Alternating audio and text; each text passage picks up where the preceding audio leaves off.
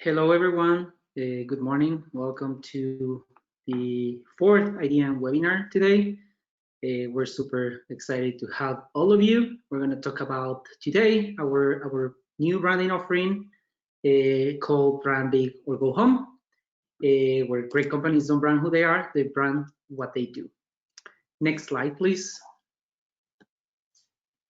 As you may notice, all of you are muted. No worries, you will have the opportunity to raise your hand and use the chat box to ask any questions you may have. And at the end of the presentation, we will have time to answer some of those. In the webinar, it's being recorded and shared with everyone later today. So a little bit of the agenda that we have today, we're going to start with some introductions of who we are, why Idean, what's our point of view around brand. Then we'll have special guests from WISE. We're going to hear a little bit the engagement that we have with them. And at the end, the questions and answers. Next slide, please. I'm Luis Munguia, design lead for the West Coast. I have the opportunity and experience to work with many companies 3 years, specifically on branding projects. And I basically lead the visual design team on the West Coast. And I have my friend and coworker, Dale Connor. Please introduce yourself. Thank you, Luis. Yes, Dale Connor, Senior Strategist for Idean, based here in San Francisco.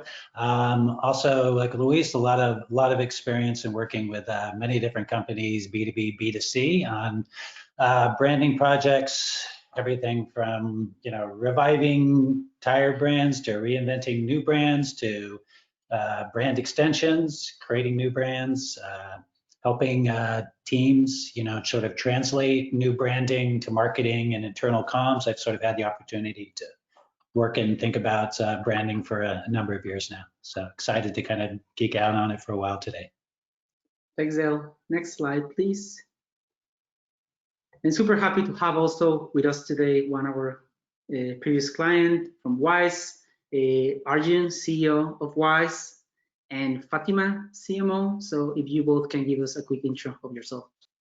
Yeah, thanks, Luis, and hello to everyone. Thanks for having us on this webinar. I'm the co-founder and CEO at WISE, a venture-backed fintech that's modernizing banking and payments for small businesses or modern businesses, as we call them. And we've got a section where we'll tell you more about how we worked very closely with the Idean team, and it was a blast. So more on that later. Over to you, Fatima. Hi, everyone. My name is Fatima. You probably can't see my face, but hopefully everyone doesn't have an issue hearing me. I'm currently leading the marketing efforts here at WISE, and super excited to talk about how we've taken the awesome work that Idean has done and really bringing WISE to more people. Awesome. Thank you both. Next slide, please. So just a quick intro. I don't want to spend too much time here, but who's Idean? We're a global design experience agency. We have 20 years of experience. We're more than 700 people around, 22 different studios. Next slide, please. Located in these locations around the globe. So you may find us in different areas. And next slide, please. We also have the opportunity to work with big, small brands that start from scratch, big companies that already established a strong path. And this is just to show you the variety of the sectors and industry that we cover through the years. Next slide, please. And the main goal today, as many of you already start building your own brand or have questions around that, you're planning to start building your company, it's important that we ask the question of how intentionally you're going to do that, or you're doing already that.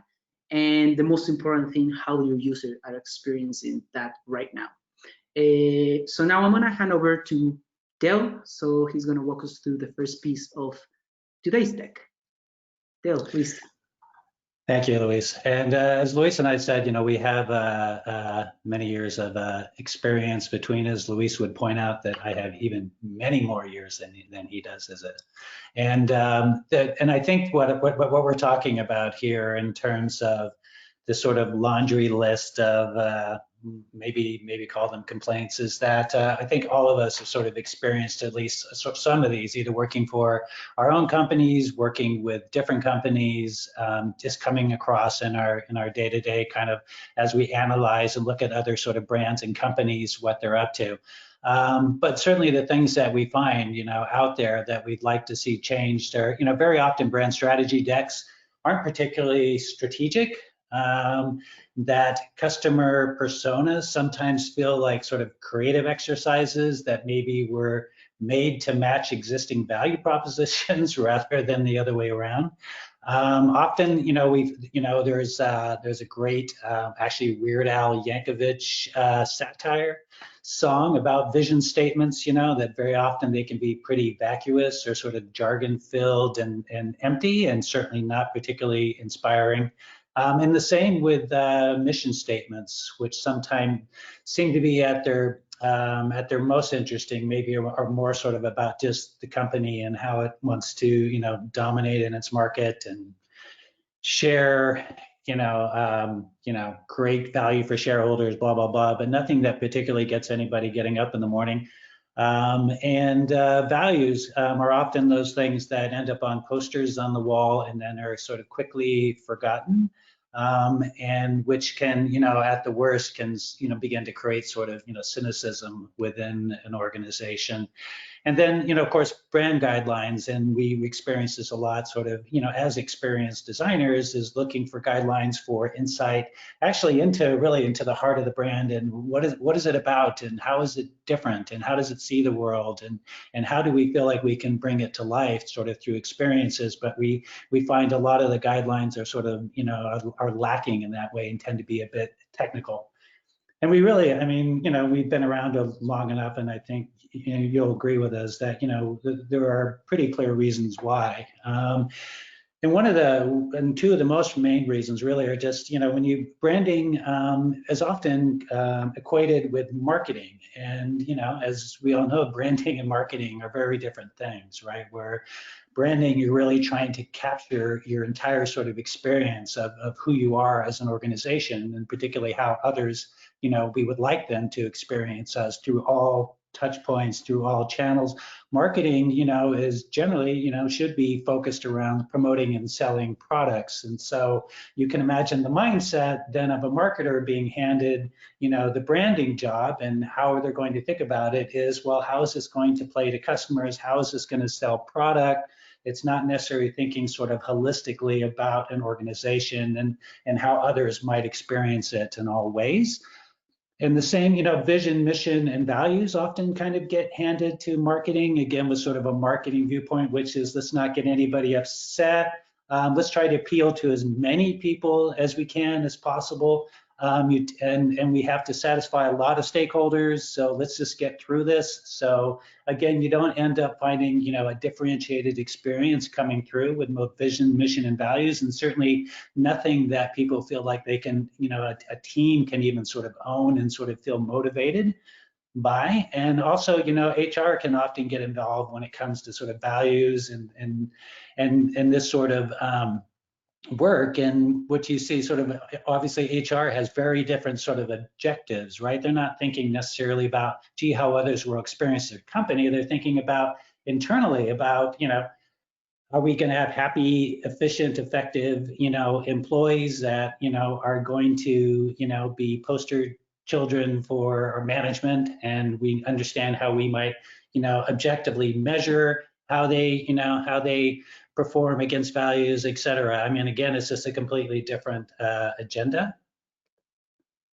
And also, and Luis and I are sort of, giving branding and marketing agencies a little bit of a hard time here. But when you look, sort of from their perspective, you can kind of see how some of these deliverables turn out the way they do, right? That very often you see a company will, it'll form itself, it'll hang up the shingle, it'll start talking to people about what it does, it starts, building product, and then there comes a point where, suddenly they're like, well, actually now it's time for marketing, right? And again, branding is often equated with sort of marketing, and so an agency is brought in to, help us be interesting, help us make our product compelling. But again, these things are sort of, the train has already left the station.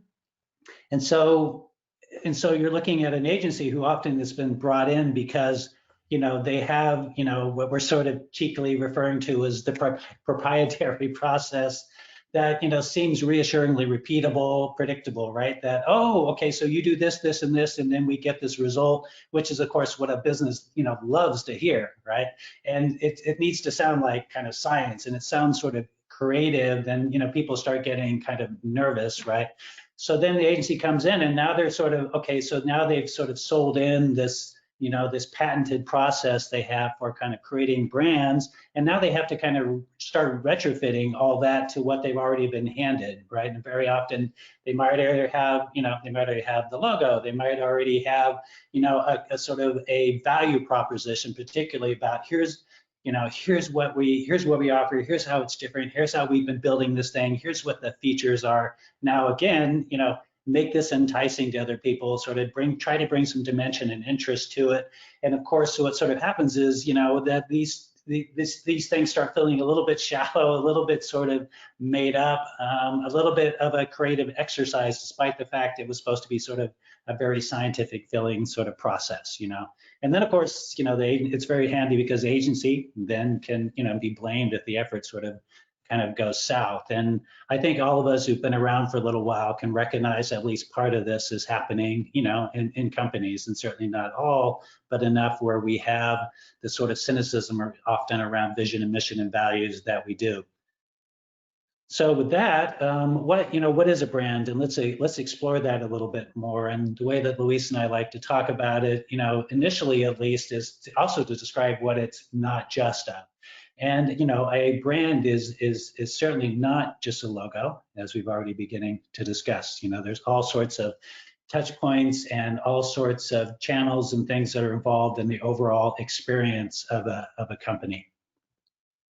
The brand is not just a product, right? As we discussed again, a brand represents the entire experience that one might have with an organization. So clearly it's not just a product.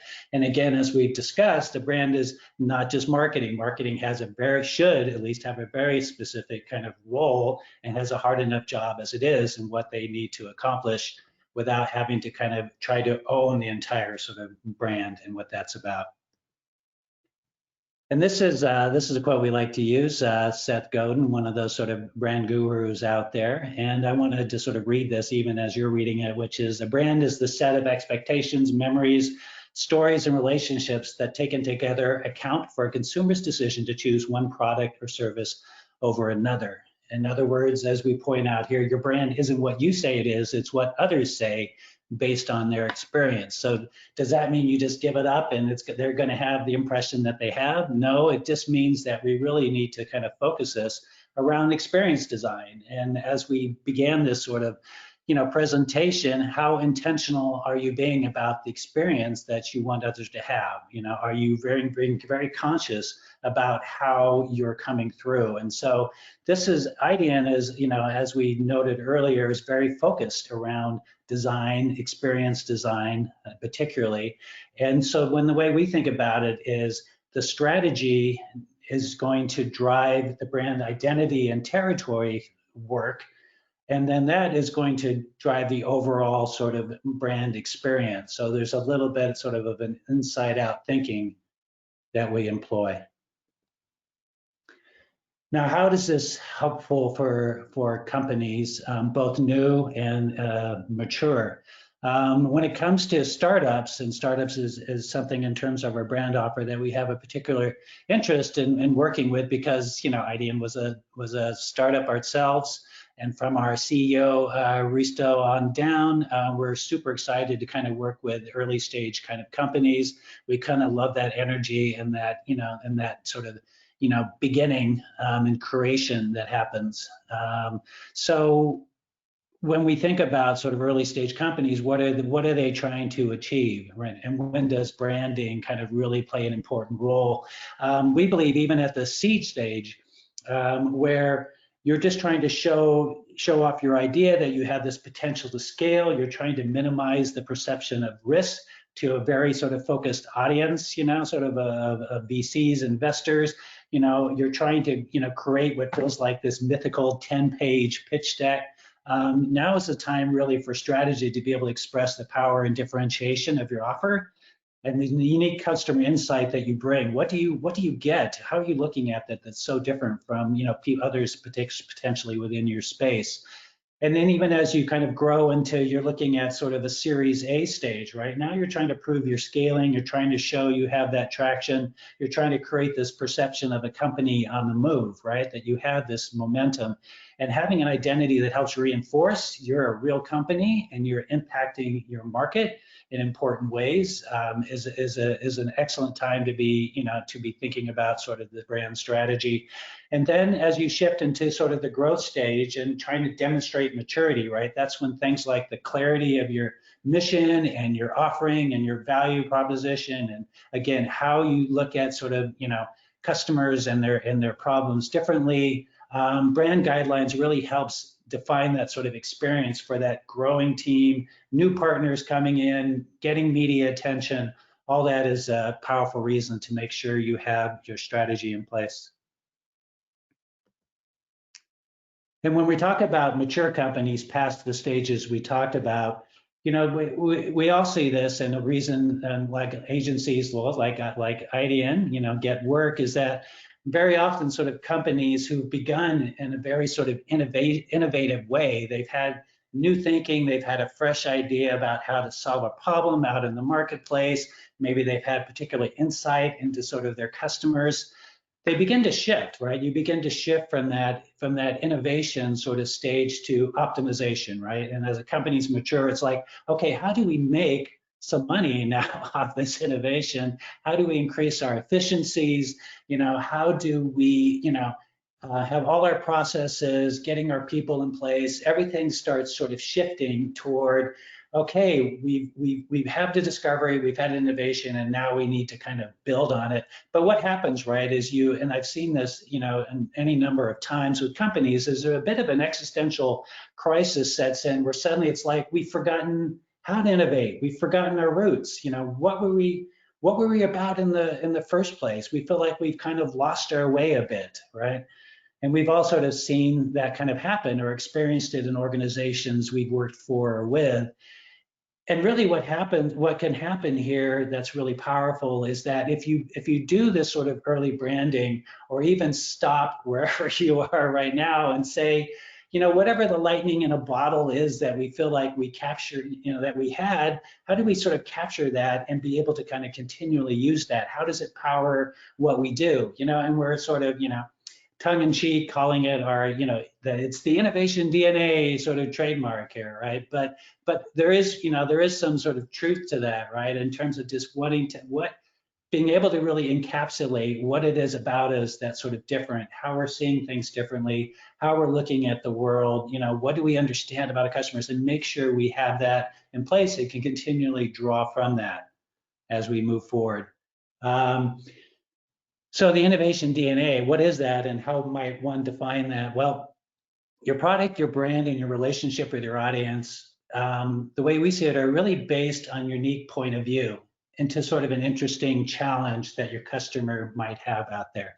And I say interesting because often it's really trying to understand not just the customer in terms of, well, they are trying to do this, they are trying to take this certain action. It's a very sort of practical thing. They need to do this. It's hard for them to do that. We're going to help them do that. But really an interesting challenge is more about, well, no, but what really are they trying to achieve, right? What's really behind the action they're trying to take? In other words, how do we shift it not only from sort of this rational analysis of what they're trying to do, which is important, particularly from a user experience point of view, but also like what are they feeling, and even more importantly, how does it feel like it's part of kind of who they are, and they're having this sort of tension out there because I feel like this is what I want to do, this is what I want to achieve, and culturally, society, things sort of feel like they're in the way of me getting there. And so digging at that level and having that point of view drive the way you think about your audience, and then from there recognizing then how your brand then sort of reflects that, through values, voice and tone, opposition? How are you creating this experience for this audience where they see, oh, they really get me. They really get what I'm trying to achieve, who I'm trying to be, how I'm trying to live, or how I'm trying to work.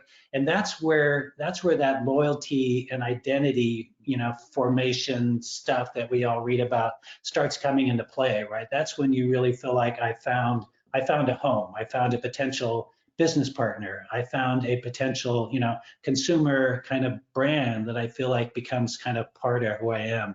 And this stuff can be hard to do, right? It takes some research, it takes some understanding of the cultural sort of, space within your audience and where they're working, what they're thinking about. And it's not something that you can check a few boxes and find, right? And so people tend to shy away from wanting to go at that level, but then they don't become, the next Apple, for instance. And then of course, moving from brand is the product itself, which is really a product or a service should really be thought of as an expression of a brand. How is it bringing forth all the things that are important about who we are and how we work, how we solve sort of problems for audiences, how we really relate with a lot of empathy toward what they're really going toward and what they're trying to achieve. And again, that point of view then allows you to sort of to be able to continue to sort of be innovative, right? We all know that innovation comes from shifting point of view. You're no longer looking at a problem, a challenge, a space, a conflict with social thing going on within sort of culture. You have a different viewpoint on it, and it's that different viewpoint that then sort of drives everything. I was driving down Gary, I think the other day here in San Francisco, and I saw this billboard, and it said, "You don't have to parent perfectly to be a perfect parent." And there was something about that shift in point of view is what I'm talking about, right? Where it kind of recognized sort of in an audience, in this term parents, just the cultural pressure upon us all to feel like we need to be so perfect when we parent, right? But then you hear something like that and you say, wow, that really resonates with me, right? And so that's the kind of idea that we're talking about here when we talk about that shift of point of view. So I hope that was kind of a quick run through. I usually love to have drinks and like geek over this stuff for hours. But that's all we had time for this. So I'm going to shift it over to Luis to then start talking about how does this start shifting toward visual identity. Luis. Thanks. And as you may hear, the importance to have a solid, strong foundation on brand strategy. That's when it comes, the role of designers to transform that or translate that into something more tangible, because definitely identity is something that our people, users could experience, could wear, could feel, could see. And it's important that we translate all that analogy that we put in words into something that is easy, understandable for them, because eventually the identity becomes essential to the organizational culture. That's probably the one of the reasons why people feel passionate about that, and they can, wear their t-shirts. And with more time, it starts, created a symbol of their own values and the heritage. Next slide, please. So on that part, we also like to start, with a process of questioning everything. And sometimes we tend to be a little bit annoying, but that's with the intention to figure it out, what like the things that has been hidden under the desk of a CEO or someone else that no one wants to talk about it. And all these questions is just about with the main goal to create good experiences. We may ask questions that will make you feel uncomfortable, that uncover things that, has been there on the desk also that no one had touched about it.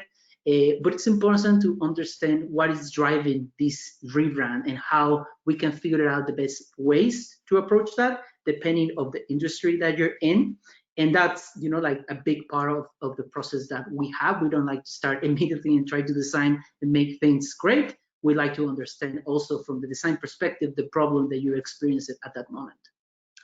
Yeah, and just to jump in for a quick point on that, Luis, is also, part of what we sort of refer to as process, right, is really just attempting to draw the brand out from the clients we work with, right? We don't like to kind of go off and then come back and say, here's something kind of cool. And much more, again, it's more work. It takes some time. It takes a lot of dialogue and conversations, but we're trying to draw the essence of this sort of company and how it looks at the world and how it looks at it differently and how it thinks about its customers. And we can only do that by asking lots of questions and trying to get to that point of understanding to, again, draw the brand out. And then when we start building the specific visual territory that are all those components that we will resemble the brand from a visual perspective, we know that, you know, depending on the stakeholders, everyone will have an opinion, but that's important to the part that we always try to build the brand from the inside out. And that with the intention that the strategy is the main decision maker during that process, because of course, everyone will have personal preferences that at some point we try to be super honest and say we're designing for users, right? We're not designing for you, the owner. And for more that we love to make our clients happy, we like to have more objective decisions on that process. And that's where the strategy rules them all, and it works at that reality check and avoid that diversion of ideas. And also that document kind of like help us to keep the focus moving forward. And that's one of the reasons why we're really excited to chat with Wise here coming up, because they were amazing clients in the way that they, in terms of, we built this strategy together, but then they took it sort of very seriously. And it was a very, it was a reference point for them always when evaluating work. And we were really impressed by their, by the way they would adhere to the strategy that, that they had developed. And after we already kind of like figured out the elements that, will create this new brand, we need to start building, like elements, technical elements that we know that we need, like the color, typography, the layout, all those unique qualities that really define your organization image and face. And on that part, it's super important to maintain consistency to everything that we design through it, but also that you're not only gonna like leverage your success as a company and a logo, how beautiful it looks, it involves more than that. How those elements create other different items that your company will have experience with, like sound, motion, behaviors, trial applications. If you have an app, how do you actually onboarding process through your app? So we try to like analyze those things ahead of time, so we make sure that the foundation that we create at the beginning is going to have a strong, bold effect moving forward in the future.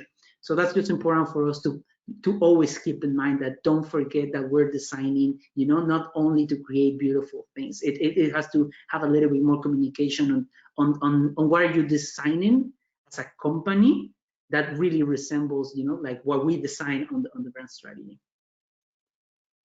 And the next slide, please. And how all that happens, it happens through different touch points. That's how we are going to reach our audiences. And of course, the logo is meaningless without a strong brand that supports that part. So on that part, the brand is always in the middle. We try to like recognize what are the best touch points that we will need to create. But not only that, we also have the opportunity there to experience in a different way with those aha moments, those wow moments that probably people will never imagine. Those could be minor. It could be really well produced, but that's what we call the signature moment, something that stays on people's mind and that they always remember. And it could go through the way that they open the app and the animation that appears there. It's creating that significance to them, and it's showing that we care about them, and we care about the solution that we come up to. And this is a not traditional experience that they would like expecting to see. If you want to learn more about signature moments, you can visit our microsite. In our site, idean.com/micro/signature moments. Next slide, please. Yeah. And of course, the part that it's probably the most relevant and critical of all this branding process, how we can provide guidance of those assets. All those brands will always be living entities. We know that we're not delivering everything that you will need for 5-10 years. And brands tend to evolve and transform over time. So it's that part that sometimes we help our clients to continue implementing that. But of course, you don't want to be or feel that you're alone and that you have all the items that you need. And of course, traditional agencies, they always try to put you on your brand book or your style guide, but that doesn't mean that that's what you're gonna need, right? You don't know how mature is your marketing or design team internally. You may have not even have a team yet. So it's important to understand what are like the main deliverables that you will need to start and take over. And that could go, you know, from design system, other type of document that is more representative of the things that you need. And that's what we do, right? Like we try to almost like recognize what would be the best step for you moving forward, and we're going to be there helping you aside. Next slide, please. And just to end this part, what makes us happy, because at the end this is all about passion and happiness and mutual happiness. And of course we recognize that there's, you know, like there has to be some monetary value around the companies. There has to be some recognition, some awareness, some loyalty. But at the end, it's all about create better, good human experiences for everyone. That's the main goal, that people can remind us, because of course, you know, they remind us for our actions and not for the words that we put on a paper. So now we're going to jump into the next section, in which we're going to hear a little bit more from our guests, Wise, and I'm going to hand over now to Arjun. Yeah, thanks, Lois. So just going back to the Wise story, we spent all of 2019 heads down building the product. We had onboarded about 1,000 businesses, and going into 2020, we realized that the experience was missing, and we really wanted to sit down and look back at what our mission was, our values, our build out our manifesto. So I met the Idean team in Jan, and this was back in those days when we'd have in-person meetings, had some great interactions, connected at a deep level. And for me personally, that's very, very important when we start working with any partner, any vendor, any team that you know, we're looking to do some work together. So I saw that right away, and of course their expertise and the skills they brought in terms of building the visual identity, the tone, and just building out, helping us build that experience and take it to our customers, right? So yeah, fascinating transformation that Idean helped us with, and Fatima would walk you through what that process was on the digital side, on the physical side, and how all that came along. Over to you, Fatima. Hi, everyone. So we're going to first dive into a little bit about Wise and what we do here, and then how we leverage the design work that from Idean. So really the concept, and Arjun can talk more about this in Q&A if there are any questions specifically about the product. But the concept behind Wise is that you shouldn't have to walk to a bank account to open a new business bank account for your company. You know, the ability to do this online and do it digitally is truly the future. And so we wanted to have a brand and an identity that really reflected the forward-thinking nature of the product. You know, it didn't really make sense for us to have a tech-forward concept and not have the aesthetics that match that. Next slide. So essentially, our product is for modern business owners. And so this is anyone from the person who owns a Shopify store to the person who launched a design agency online, and any entrepreneur who manages money and needs a bank account, a business bank account in particular, that meets his or her needs. These are entrepreneurs who want to be productive. They don't want to waste time or money. They want to be paid quickly, and they want the most forward-thinking tools and products to really help them grow their business. Next slide. That being said, introducing Wise. The product allows you to open a business bank account in seconds. You know, this has not been done before, and is a very, you know, when you think about this idea of opening a business bank account, you think of the traditional process and steps of, you know, gathering your legal documents and going to the bank and opening it up. This is a completely new experience. You know, you're going onto Wise's website, you're learning about it. After uploading your documents, within seconds, you now have a business bank account set up with your account number, your routing number, you're getting debit cards mailed to you. And so, as you can imagine, this is really disruptive in nature.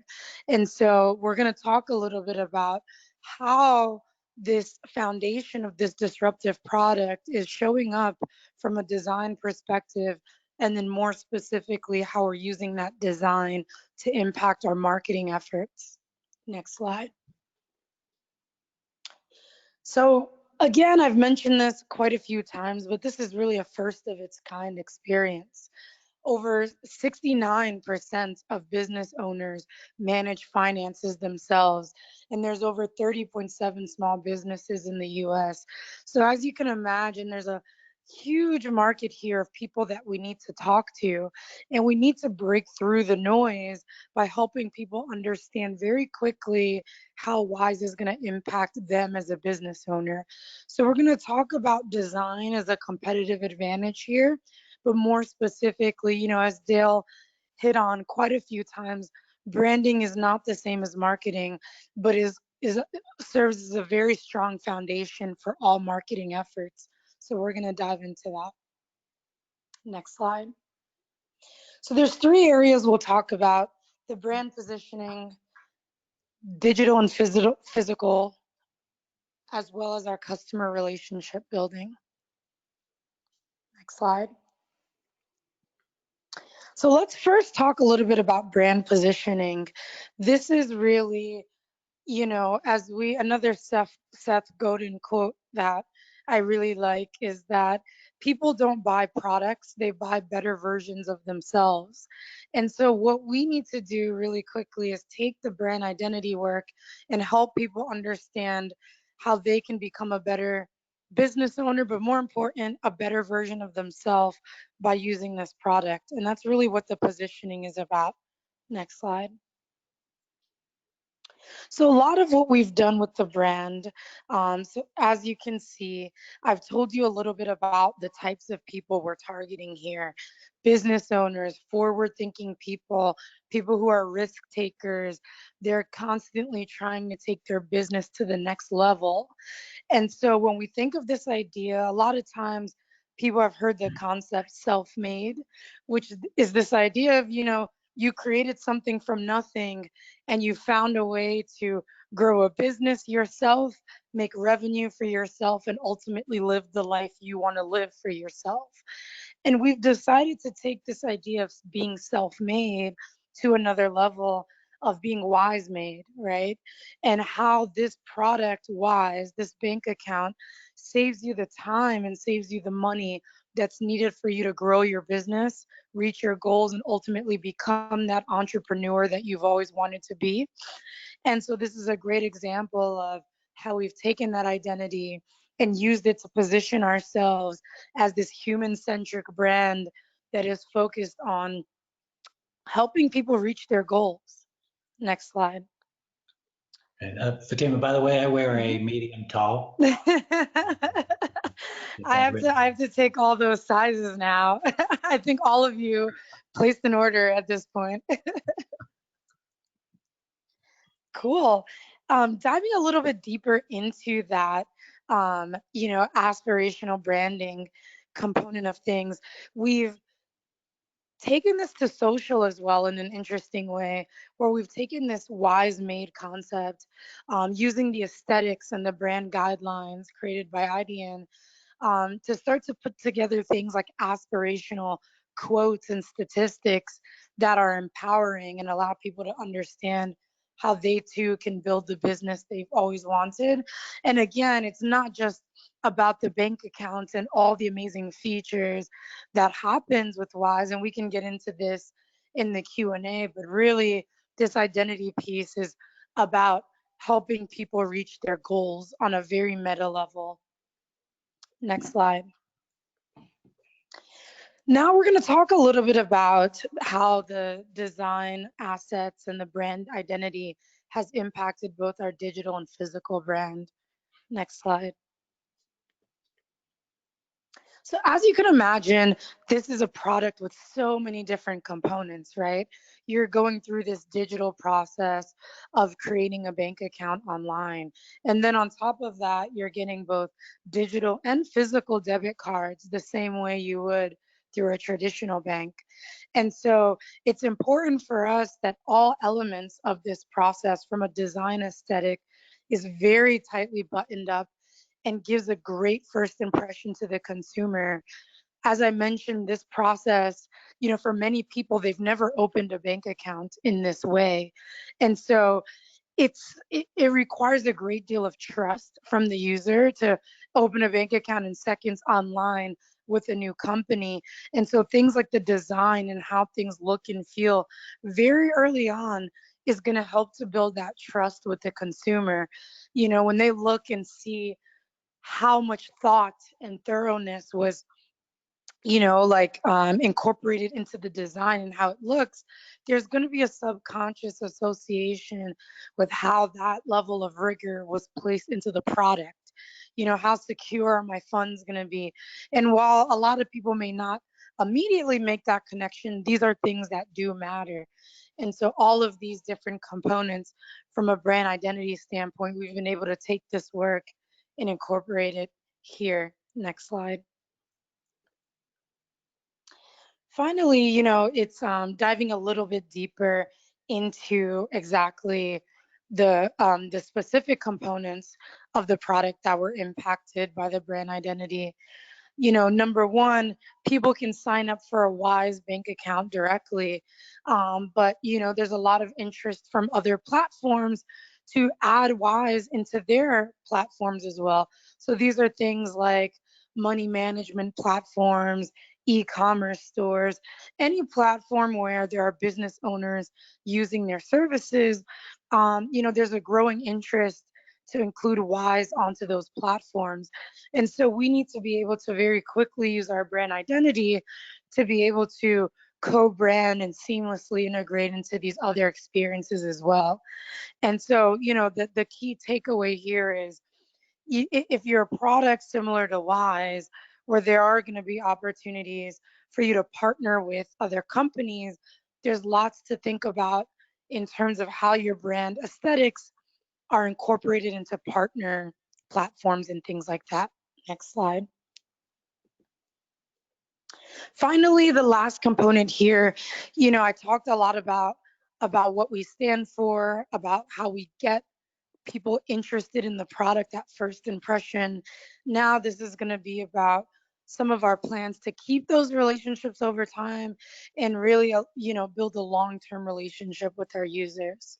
Next slide.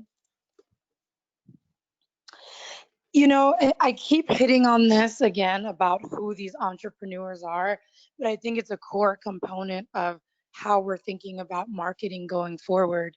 These are very tech-forward entrepreneurs and people who are always evolving alongside their businesses. And so it's important that even after we've acquired customers, we're keeping them engaged with content that is in line with our brand identity. Next slide. And the way that we plan on doing that is threefold. The first is really looking at how we can continue to provide best-in-class content to both users and people we're hoping to convert to users. I'm sure many of you have read blog articles, and the blog itself isn't engaging. Like, the content is great, but you're not interacting with the blog post in an awesome way. The visuals are not compelling. The text is all jumbled together. It's not broken up into nice, easy to digest sections. And so we do want to become a thought leader in this space with excellent content that's not only easy to digest and relevant, but also aesthetically matches the overall brand identity. Secondarily, we also want to highlight case studies. As more people use the Wise product, it's impacting their business in really, really amazing ways. And so it's really important for us to use the right graphics and the right aesthetics to show the ways in which their business has transformed, how has their, their revenue transformed? How have their margins transformed from using Wise? And all of that, again, data gets people to believe you, but stories get people to care. And so for us, it's really important that we use these case studies early on, and we have the right graphics to get people to build trust that our product is going to take them to the next level. And finally, virtual education platforms. We're thinking about a lot of different things that we can do, but overall we want to educate our consumers. And so for whatever efforts that we're going to do, whether it's content, education portals, design and brand identity, just have to be at the forefront of what we're doing there. So that's it. Next slide. Tim, before we move on for this one, it Yep. seems like there's also, the opportunity through this relationship building you're engaged in to really continually understand what's important and what your customers are looking for, right? So in terms of innovation. Mm-hmm. Absolutely. I think that's spot on. Awesome. Cool. Thank you so much, Arjun and Fatima. I would just, close this section saying that it was a pleasure to collaborate with you, and just impressing the way that you, like turn around the brand work, and super happy to see how that's evolving right now. So thank you so much. And now we're going to jump into the section of Q&A. So if you have any questions, please use the tool here on the side. We already received some questions ahead of time from some of our attendees. And why don't we cover some of this, Dale? Yeah, that would be great. And yeah, why don't we start at the top? How can we help traditional brand agencies understand, appreciate, and design to consider the nuances of digital design? Luis, I wonder if this, by just starting from a visual point of view on this and creating sort of the brand visual territory, what do you think? What do you think can help with this? And I might chime in with a little strategy. Yeah, I just feel like the most important thing is take a look to the design maturity that you have inside your company, the resources that you have in place to be able to build that, because sometimes we tend that kind of like give it a shot and say like, yeah, the company will do all that by themselves, and sometimes they don't even have the time allocated, the resources to make it happen. So it would be a good time for us to like rethink, make sure, to my point, like make sure that what we're building on top of it and that we're going to deliver to you at the end, it's helpful. Because it tends to your point at the beginning that we tend to blend the agencies that we work with, like, hey, you don't give us what we ask for.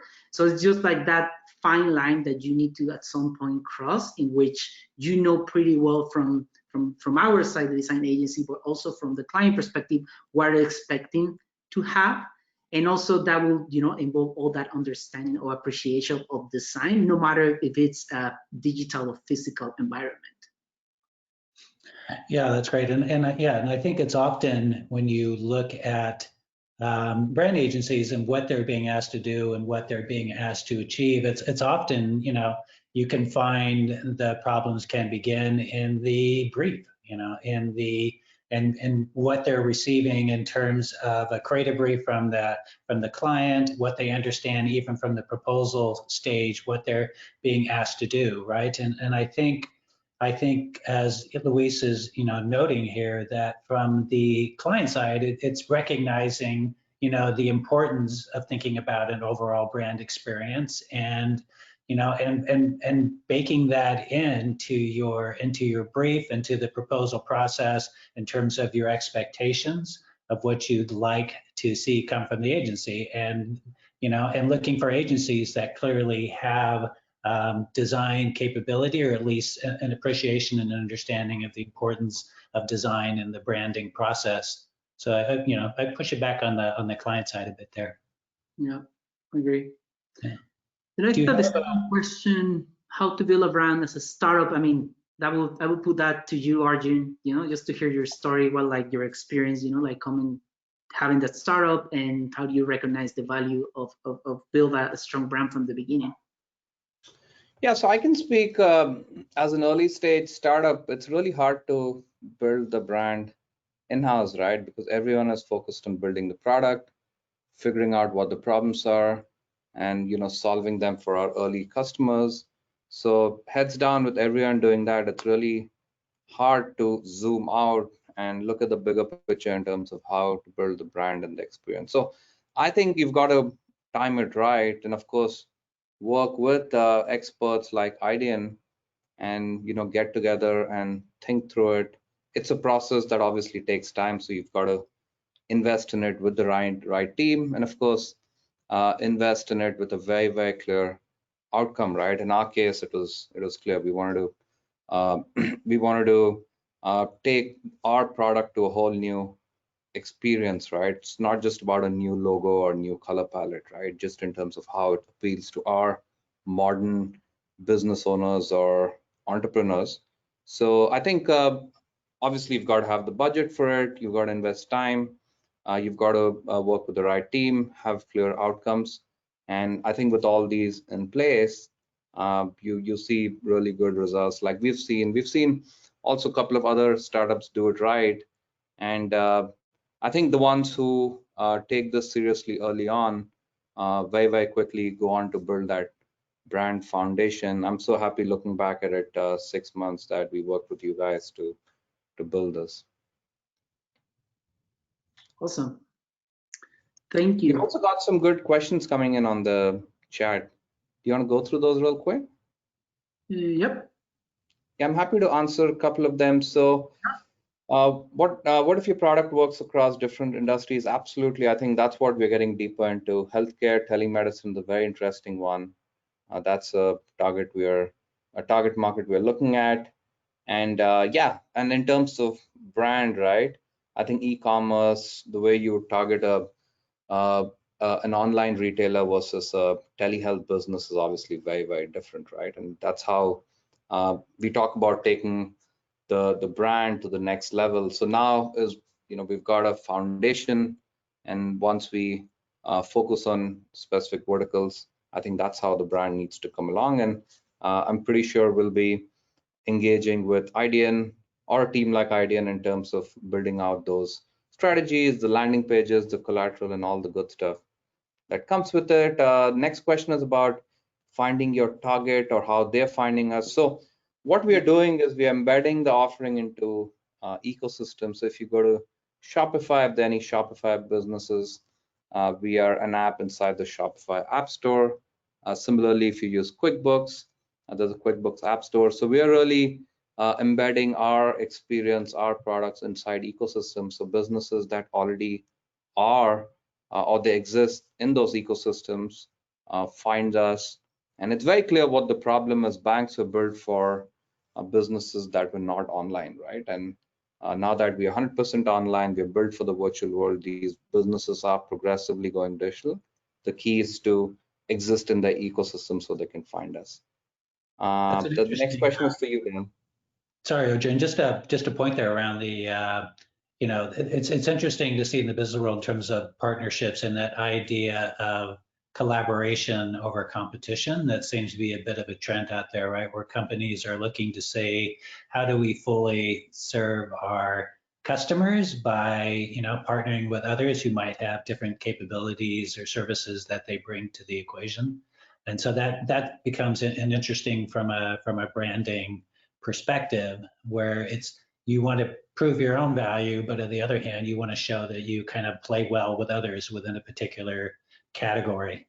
Yeah, absolutely. And we've seen this done very well in several different industries. For example, United partners with Chase to offer their card to United customers, right? So I think that's a good example of co-branded offerings. And there's plenty of scope for partnerships here, because you've got financial institutions, you've got banking offerings, you've got channel partners, different verticals. So absolutely. And guess what? The end user benefits with these sort of partnerships, which is exactly what we look to do. Yeah. There's another question here for Dale and Luis. It says implementation is often where the brand strategy starts to break down or become blurred. Specifically when the people who help build the strategy leave and the new leadership come in at the middle level. What's your experience in helping brands maintain that discipline, Dale? Yeah, it's a great question. Yes, and we do see it often. And in my experience, it's been a situation where we've come in and and been told, well, we're looking to rebrand, or we're feeling like we need to bring in some more energy, et cetera, revive the brand a bit. And what's always interesting is that as part of my process is to try to understand what's already been done, what's already in place, what work has been done sort of previously. And I find it's really interesting and eye-opening how often it's easier for people, rather than to look back at at older work that had been done, say, in the past, and try to say, what is still of use here? What should we be drawing on? What did we capture in terms of that lightning in a bottle back then that we've sort of lost? And rather than go through that process, it's often easier for someone to come in and say, well, let's just start from scratch. I want to put my stamp on this. Let's hire a new agency who begins the process all over again. So I've always found it's useful to kind of go back and look at that. So I think what can really help that, of course, is having brand guidelines, a brand book, brand Bible, however you want to call it, that is strong enough and powerful enough and captures enough about the essence, of a company that people continue to draw from it, right? So, and that, the values that were set in place were powerful enough that they didn't create cynicism, but actually, inspired people and helped instruct them on how we continue to build our experience. So, what can happen is, again, if the stuff isn't strong enough in the first place, it can tend to diffuse. It becomes a project that somebody else handled, right? But as Luis says, the most powerful brand guidelines, brand books become part of that DNA of the company, right? And to sort of think that, you're just going to toss them away, it feels like it's removing an essential, part of a company's soul. So that's really the challenge, is make it strong enough in the first place that it lasts. Yeah, and it's important also, I feel, that have that already in your, like your pipeline as in part of the implementation. And there's many methods to also do that, like there's some significant type of effort that you need to put in place to define some brand ambassadors depending on the size of your company. And we can also help, like training that people to integrate, like workshops in a way that how you present the brand to people that have never experienced with, people that has been in the company for a while, new joiners. So it's just important that, yeah, keep that in mind. And I mean, we're also happy, and we have experience doing that, because yeah, it's important that don't dissolve with time, and that the brand book is just like this beautiful PowerPoint keynote presentation that it ends in a folder of someone.